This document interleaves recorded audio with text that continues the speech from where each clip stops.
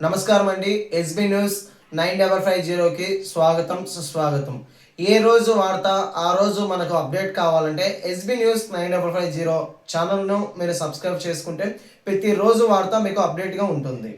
ప్రభుత్వంలో ఆటో సోదరులకు అండగా నిలవాలనే సదుద్దేశంతో గత ముఖ్యమంత్రి శ్రీ వైఎస్ జగన్మోహన్ రెడ్డి గారు వైఎస్ఆర్ వాహన మిత్ర అనే పథకాన్ని ప్రవేశపెట్టి సంవత్సరానికి 10,000 రూపాయలు సొంత ఆటో కలిగినటువంటి ఆటో సోదరులకు ఇవ్వడం జరిగింది. వాటితో ఆటో మరమ్మతులు అయితేనేమి, ఇన్సూరెన్స్, ఎఫ్సి తదితర అవసరాల కోసం ఆటో సోదరులు ఆ 10,000 రూపాయల డబ్బును వినియోగించుకున్నారు. 2024 కూటమి ప్రభుత్వం ఏర్పాటైన తర్వాత దాదాపు సంవత్సరంన్నర కాలం ఈ పథకాన్ని గాలి వదిలేసి మరి ఇప్పుడు రాష్ట్ర వ్యాప్తంగా ఉండేటువంటి ట్రేడ్ యూనియన్ అన్ని కలిసి ఉద్యమిస్తున్నాయని చెప్పి తెలిసి హుటాహుటిన వాళ్ళ కళ్ళనీళ్ళు తుడిచేదానికి గత ప్రభుత్వం ఇచ్చేదానికంటే ఇంకొక 5,000 ఎక్కువ ఇస్తాను వాహన మిత్ర పథకం ద్వారా అని చెప్పేసి ఒక స్టేట్మెంట్ ఇచ్చారు. అయితే ఈ స్టేట్మెంట్ ఇచ్చిన తర్వాత వీళ్ళు ఇచ్చినటువంటి ప్రొసీడింగ్స్ చూస్తే ఖచ్చితంగా ఆటోకు ఎఫ్సి ఉండాలి, ఇన్సూరెన్స్ ఉండాలి, పొల్యూషన్ ఉండాలి ఇత్యాది సర్టిఫికెట్లన్నీ కూడా కలిగి ఉంటే మాత్రమే వాహన మిత్ర పథకము వర్తింపజేస్తామని చెప్పేసి మళ్ళీ కొన్ని అడ్డంకులు సృష్టించారు. ఈ వాహన మిత్ర పథకం ద్వారా వచ్చే డబ్బులతో గతంలో ఆటో కార్మికులు వాళ్ళకి సంబంధించినటువంటి ఆటో రిపేర్లు అవన్నీ చేయించుకున్నారు, ఇన్సూరెన్స్లు కట్టుకున్నారు. ఇప్పుడు వీటన్నిటినీ కట్టి సక్రమంగా ఆ పత్రాలన్నింటినీ సమర్పించాలంటే దాదాపు 20,000 రూపాయల నుంచి 30,000 రూపాయలు ప్రతి ఒక్క ఆటో సోదరుడు ఖర్చు పెట్టాల్సిన అవసరం ఉంది.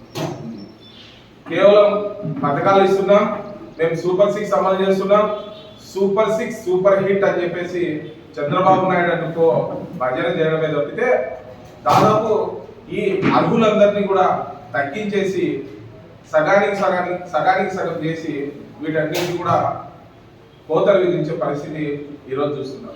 అలాగే ఆటో ఫైన్లు చూస్తే ముందు కంటే ఈసారి దాదాపు 3 రెట్లు పెంచి ఆటో కార్మికుల నడ్డి విరుస్తున్నారు.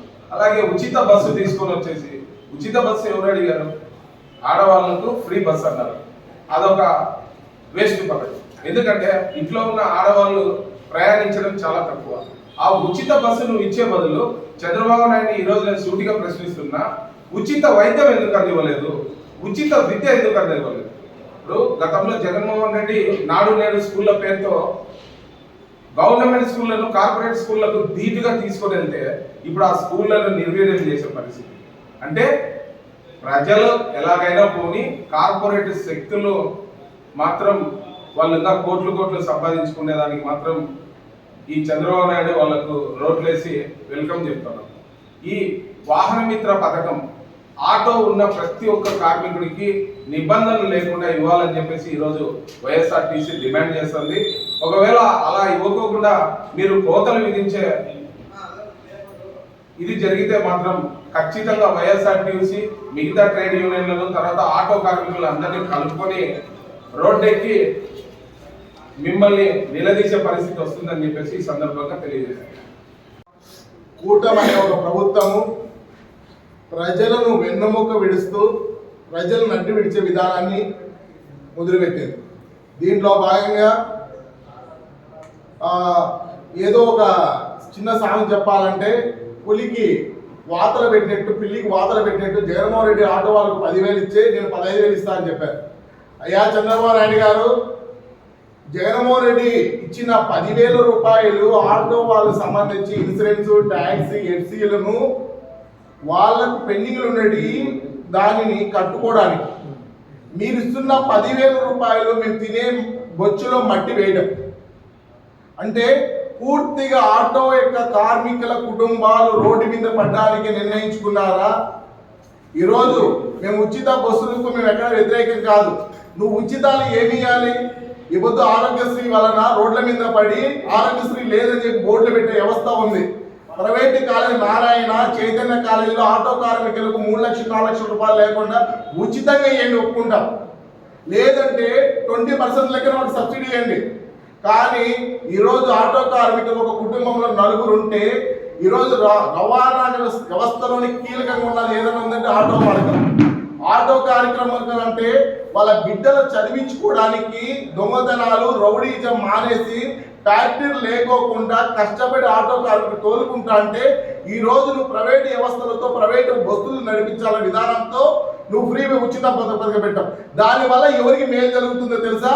రేపొద్దు ఆర్టీసీ కూడా పూర్తిగా పడిపోయే వ్యవస్థకి తీసుకొచ్చే వ్యవస్థ. అంటే ఆర్టీసీని కూడా ప్రభుత్వ పరం చేశారు, దాన్ని తీసుకుపోయి కూడా ప్రైవేట్ పెత్తనదారులు పెట్టాలని. దళారీ వ్యవస్థను ప్రోత్సహించడానికి ముందున్న వ్యక్తి నువ్వే.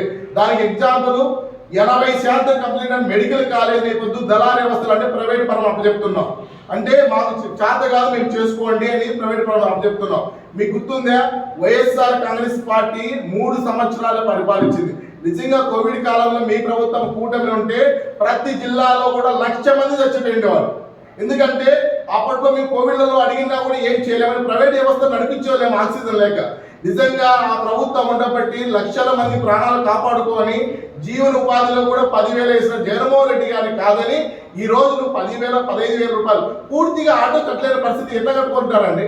ఈ రోజు మనం చూస్తున్నాం ఒక ఆటో కాస్ట్ వచ్చి 2 లక్షల నుంచి 3,20,000 ఉంది. అంటే మీరు ఇచ్చే 15,000 రూపాయలు రోజుకి 45 రూపాయలు పడుతుంది. 45 రూపాయలతో ఒక ఆటో కార్మికుడు బతకగలుగుతారా? రేపొద్దున నువ్వు ఆటో కార్మికుడు 45 రూపాయలు జీతాన్ని బతకగలుగుతారా? ఈ రోజు రోడ్డు మీదకి వెళ్ళి బయటకు వస్తే ఒక కార్మికుడికి 500 నుంచి 1,000 రూపాయలు తీసుకునే పరిస్థితి ఉంది. అంటే పెరిగిన ధరల కంటే ఎక్కువ ఆటో కార్మికుడు ఏదో తన పని చేసుకుంటూ పోతుంటే ఈ రోజు ఆటో కార్మికులు నటించే పరిస్థితి ఉంది. అందుకే ఏం చెప్తున్నాం తెలుసా? ఈ రోజు ఇచ్చే 15,000 రూపాయలు మీకు తినే బొచ్చులో మట్టి వేసి పెట్టే ఈ రోజు ఆరోగ్యశ్రీ లేకపోయి మా పిల్లల భవిష్యత్తు లేకపోయి కనీసం అన్నా కూడా ఈ రోజు తల ఎత్తుకునే పరిస్థితి లేకోకుండా నువ్వు ఫ్యాక్టరీలు పెట్టు. ఈ రోజు మనం చూస్తున్నాం 18 ఏళ్ళ నుంచి ఎక్కడ ఒక ఫ్యాక్టరీ మొదలు పెట్టావా? దానికంటే ఆటో కార్మికులు ఏమైనా భరోసా ఇస్తున్నా? నేను 15,000 ఇచ్చిన అని గొప్పలు చెప్పుకుంటున్నావే. ఏ రోజు 15,000 రూపాయలతో ఈ రోజు ఆటో కార్మికులు కడుపు నిండుతుంది? మేము ఒకటి చెప్తున్న ఆటో కార్మికులు ఎవరైతే ఉంటున్నారో వాళ్ళందరి పిల్లలు ప్రైవేట్ కాలేజీలలో కానీ స్కూళ్ళల్లో కానీ ఫ్రీ చదువులు ఇవ్వండి. దాంతోపాటు ఆరోగ్యశ్రీ అనే ఒక కార్డు నెలకొన్నాను. అట్లయితేనే మీరు వేయండి 15,000 రూపాయలు. దానివల్ల 15,000 రూపాయలు ఏ ఆటో కార్మికుడు కూడా బొచ్చి నిండదు, గిన్నె నిండదు. దయచేసి గమనించండి, ప్రజలందరూ కూడా గమనిస్తున్నారు. ఈ రోజు మహిళలు వెళ్తున్నారనే స్త్రీ పథకం వలన ఏ ఉపయోగాలు లేదండి. ఆర్టీసీ వ్యవస్థ మూలపడడం తప్పితే వేరే మార్గం లేదు. అందుకే మేము ఒకటే చెప్తున్నాము, ఈరోజు ఎవరైనా ప్రైవేట్ ఫైనాన్స్ వాళ్ళు మా ఆటో కార్మికుల మీద ఇబ్బందులు పెట్టి ఓడీలు పెడితే వైఎస్ఆర్టీసీగా ఫైనాన్స్ ఎదుట మేము ధర్నా చేయడానికి సిద్ధంగా ఉన్నాం. కాబట్టి ఎందుకంటే ఇప్పుడు మీకు కట్టే పరిస్థితి లేదు, మాకు ఆర్థికంగా ఇబ్బంది అయ్యే పరిస్థితి ఉంది, ఓడీలు కట్టే పరిస్థితి లేదు. కాబట్టి ఈ రోజు ఏ ఆటో కార్మికుడు ఓడీలు కట్టాలన్నా ఫైనాన్స్ కట్టాలన్నా ముందుకు వస్తే మాత్రం మేము ఊరుకునే పరిస్థితి లేదు. దయచేసి గమనించగలనందుకు సభలో తెలియజేస్తుంది. ఈ కూటమి గవర్నమెంట్ చాలా అధ్వానంగా వ్యవహరిస్తుంది. పూర్తిగా రాష్ట్రాన్నే లాస్ట్కు అన్ని గవర్నమెంట్ వ్యవస్థలను అమ్మేసేదానికి సిద్ధమైంది. దానిలో ముఖ్యంగా వాహన కార్మికుల నష్టం ఎక్కడ జరుగుతుందంటే ఈరోజు పూర్తిగా ఆర్టీఓ ఆఫీసులు ప్రైవేట్ పరం చేసింది. అది ప్రైవేట్ పరం చేయడమే కాకుండా అక్కడ ఆర్టీఓ ఆఫీసు సంబంధం లేకుండా ప్రైవేట్ వ్యక్తుల చేతుల్లో పెట్టి అక్కడ బయట ఈ ఫిట్నెస్లు ఇవన్నీ చెకింగ్లు జరుగుతున్నాయి. మామూలుగా ఒక బండికి ఫిట్నెస్ చేయాలంటే వాహనం పూర్తిగా కండిషన్లో ఉండాలంటే వాహనం పెయింటింగ్ బాగుండాలా, ఆర్టీఓ నామ్స్ ప్రకారము రెడ్ స్టిక్కర్ కానీ వైట్ స్టిక్కర్ కానీ ప్రాపర్గా వేయించుకోవాలా, దాంతో ఇంజన్ కండిషన్ బాగుండాలా, ఇంజన్ ఆయిల్ లీకేజ్ ఉండకూడదు, టైర్లు బాగుండాలా, ఆరలు బాగుండాలా, హెడ్లైట్లు బాగుండాలా, ఇవన్నీ ప్రాపర్ బ్రేక్ సిస్టమ్ బాగుండాలా, ఇవన్నీ చేయించుకొని మేము సదరు ప్రైవేట్ ఎవరైతే అమ్మినారో గవర్నమెంట్ తరఫున ప్రైవేట్ వ్యక్తికి అమ్మినారో అతని దగ్గరికి మేము బండి ఇస్తే అతను గేట్ లోపలికి తీసుకెళ్ళి బండి చెక్ చేసి ఏదో సాగుతో మళ్ళీ బయటికి పంపిస్తున్నారు. కానీ ఇంతకుముందు మా జగన్మోహన్ రెడ్డి గారి గవర్నమెంట్ హయాంలో ఒకసారి చలానా కడితే ఒక వారం మాకు ఎలిజిబిలిటీ ఉండేది. ఏమన్నా రిపేర్లు ఉన్నా కూడా అతను వాళ్ళని రిమార్క్ చేస్తే మేము చేయించుకొని మళ్ళీ అదే చలానా మీద మేము చేయించుకునేవాళ్ళం. కానీ ఈరోజు ఏమైందంటే బండి ఒకసారి లోపలికి పోయి ఎనికి వస్తే కన్నా ఆ రోజుకి ఆ చలానా మళ్ళా మరుసటి రోజు మేము చలానా కట్టుకొని రావాల్సింది వస్తుంది. ప్రాపర్ నిన్న మీరు జూమ్ చేస్తే నిన్న చలానా కట్టినా బండికి, కానీ ఈరోజు మళ్ళీ చలానా కట్టాల్సి వచ్చింది. ఇట్లా రోజుకు ఎన్ని వెహికల్ పంపిస్తున్నారు చూడండి. 0311 వెహికల్ నెంబర్ ఇక్కడ నిన్న నేను కట్టినా, ఇక్కడ కట్టినా, మళ్ళా ఈరోజు కట్టినా.